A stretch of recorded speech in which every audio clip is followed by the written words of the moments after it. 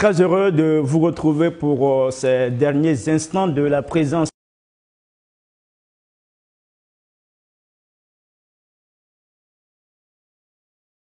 de l'indépendance. Après la fête, nous continuons nos programmes. Vous avez droit ce matin à l'invité qui reçoit comme invité, permettez-moi cette redondance, Madame Juliette Keasio. C'est bien cela? C'est ça. Bonjour. Bonjour, monsieur. Vous êtes promotrice, commissaire générale du Festival du Plé. C'est bien cela? C'est Alors, ça. dites-nous, présentez-nous ce festival, le Festival du Plé. Qu'est-ce que c'est? Merci déjà pour l'honneur que vous nous faites en nous recevant sur le plateau de votre prestigieuse chaîne. Je suis, comme vous l'avez dit, Keasio Juliette, épouse Yao, commissaire général de Festiplé. Festiplé, c'est le festival des arts culinaires. Nous œuvrons à la promotion, la valorisation de la gastronomie traditionnelle, culturelle.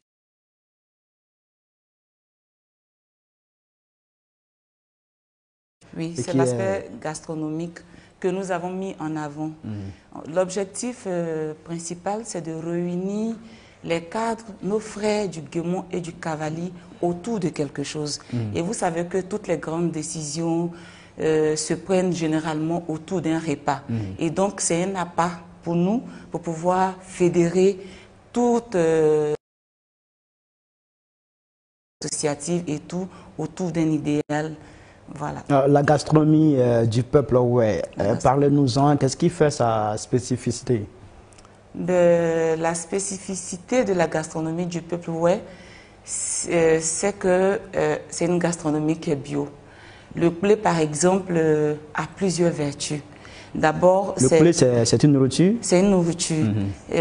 Ça provient d'une menthe. Les menthes viennent d'un fruit qui se développe dans les forêts tropicales. Et donc, on extrait la menthe là pour confectionner la sauce qui est le blé. Cette sauce-là a beaucoup de vertus. Lesquelles? Quand vous êtes ballonné, par exemple, que vous mangez le blé, ça vous permet de digérer facilement. Et puis, c'est bon aussi pour ceux qui ont la tension, qui ont le diabète, qui ne consomment pas, par exemple, le sel, l'huile et tout. Cette menthe-là, elle n'est pas grasse, en fait. Voilà. Je pense aussi que dans la gastronomie du peuple, nous avons le baouin. Nous avons le baouin. Voilà, nous avons mis le blé en avant.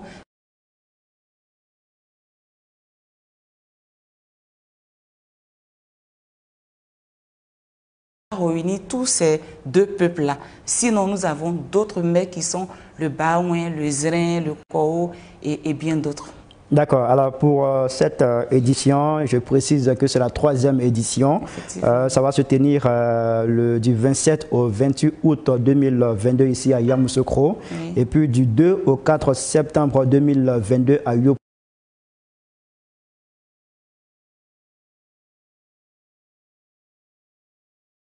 Et prospère. Alors comment on peut passer à l'union, à la prospérité à travers nos cultures? D'accord, merci. Nous avons choisi ce thème parce que nous nous disons, si la jeunesse était assez cultivée sur les fondamentaux culturels que nous avons, la guerre que nous avons connue n'aurait pas pris cette ampleur.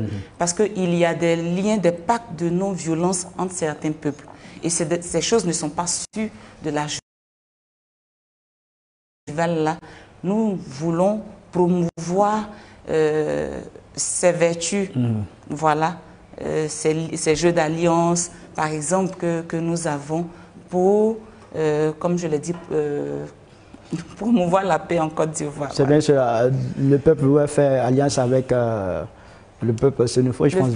Oui, le peuple, en fait, les sénoufos sont alliés aux dents. Mais comme nous faisons frontière,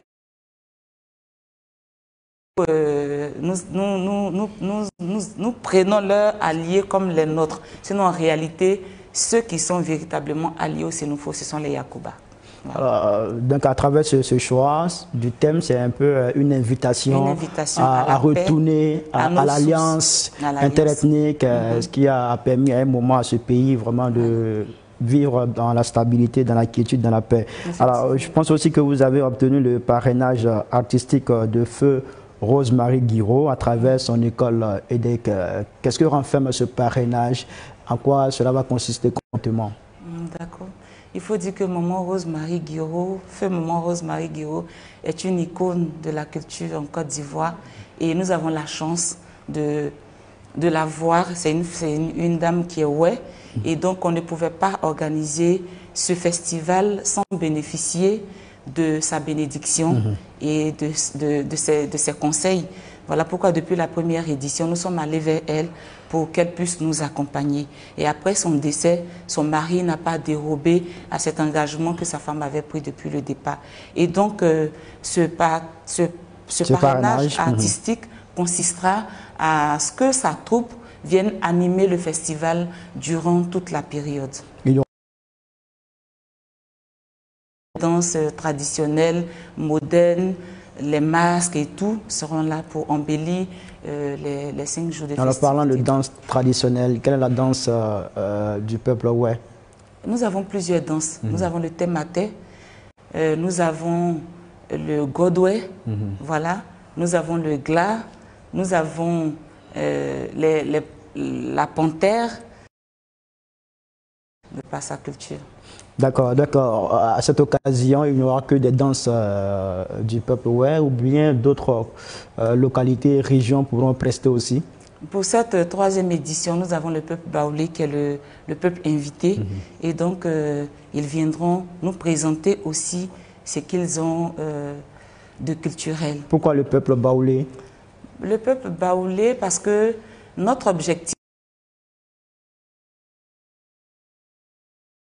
à toute la Côte d'Ivoire. Après Abidjan, nous avons déposé nos bagages pour cette édition à Yamoussoukro. Et bien évidemment, ce sont les Baoulés qui sont, je vais dire, les peuples de cette région. Et donc, on ne pouvait pas le faire sans qu'ils ne soient invités à cette édition. Et après Yamoussoukro, la prochaine étape, ça sera où? Où le Seigneur nous orientera. D'accord, c'est bien compris. Alors,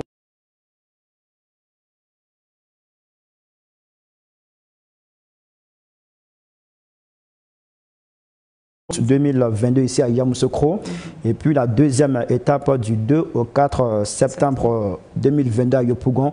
Nous allons parler d'abord de l'étape de Yamoussoukro. C'est quoi le programme?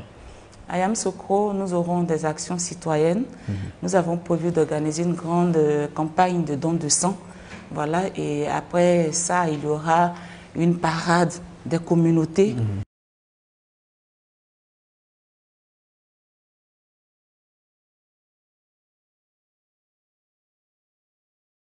Nous aurons un concours culinaire, un concours d'art oratoire, ouais, parce que nous voulons mener la jeunesse à la pratique de la langue maternelle. Il y aura le concours Gagnon qui est la belle femme en pays, ouais. Voilà, donc il y aura le concours de beauté. Il y aura... D'accord, ça c'est pour l'étape de Yamoussoukro du 27 au 28 août. Et après...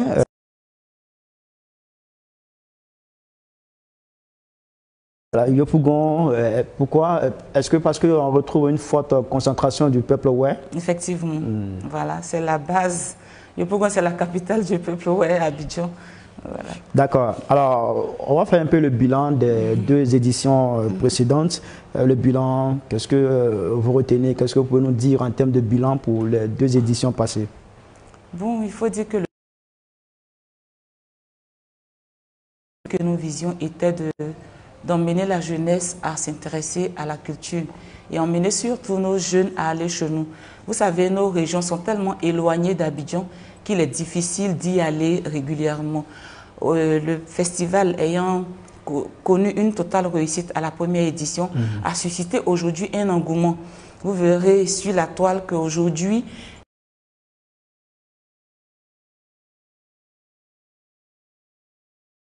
ce genre, ça veut dire que nous avons atteint en partie notre objectif qui est d'emmener la jeunesse à s'intéresser à sa culture. Est-ce que vous voyez? Et donc, je peux dire que de ce côté-là, nous avons réussi. Et aussi, nos cadres, nos leaders politiques se retrouvent à ces occasions-là pour échanger, pour parler développement, pour parler cohésion.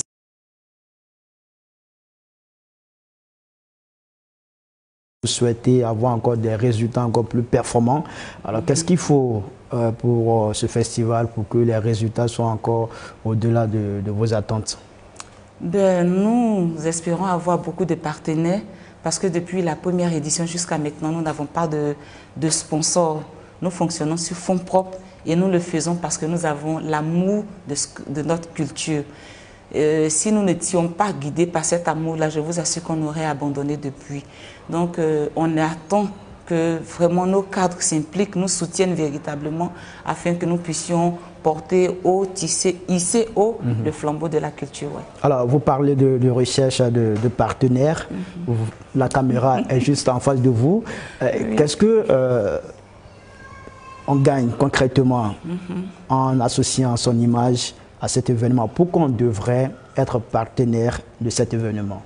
D'accord, il faut dire que c'est un cadre pour toute entreprise de venir vendre son produit parce qu'il y aura près de 5000 festivaliers qui seront rassemblés ce jour-là. Un moyen je veux dire, efficace de communication pour parler de son entreprise, pour vendre ses produits. Et c'est un événement de référence. En y associant votre image, vous ne perdez rien. Au contraire, vous gagnerez en visibilité, vous gagnerez en promotion. D'accord. Alors, en prélude au festival, vous avez sillonné les 8 communes des régions de Cavally et Guemont pour la présélection du concours culinaire. Comment ça s'est passé? Ben, il faut dire que, honnêtement, on n'a pas pu mettre en pratique ce programme-là parce que, comme je l'ai dit, on n'a pas pu avoir de partenaires pour nous accompagner. C'est un budget qui est énorme. Sillonner, Guiglo, Taï, Bloléquin, tous les pleurs, Fakobli, en passant par Kubli, c'est pas facile. On n'a pas pu avoir de partenaires, on n'a pas pu toucher à temps nos maires, nos autorités locales pour nous accompagner dans ce programme-là. Cependant, nous avons pu mettre en place des comités, on va dire, locaux pour pouvoir nous aider à exécuter cette tâche-là pour la 4e édition. Et donc, nous allons nous y prendre tôt à partir déjà du mois d'avril, commencer les présélections afin que au mois de septembre déjà, nous soyons prêts. D'accord, alors nous sommes à la fin de cet entretien. Qu'est-ce qu'on doit retenir de ce festival, le festival du Plé? C'est bien cela, du 27 au 28 août 2022. Ouais. Bien, le Festi Plé, c'est un événement.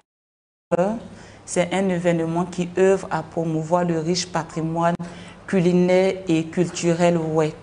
Nous invitons tout le monde à venir découvrir ce que le peuple ouai a de précieux, de riche.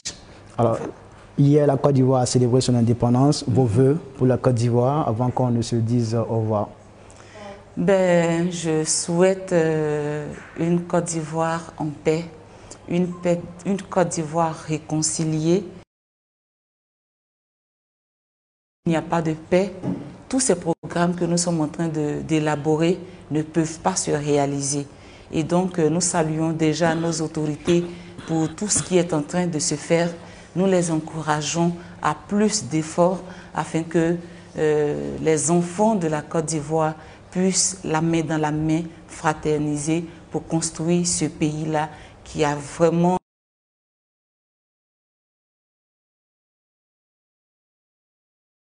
Kiasio, c'est bien cela, épouse Yao, promotrice commissaire générale du Festival du Plé, qui va se tenir du 27 au 28 août 2022 ici à Yamoussoukro. Et après, on ira du côté d'Abidjan, précisément à Yopougon, du 2 au 4 septembre 2022. Merci à toutes et à tous.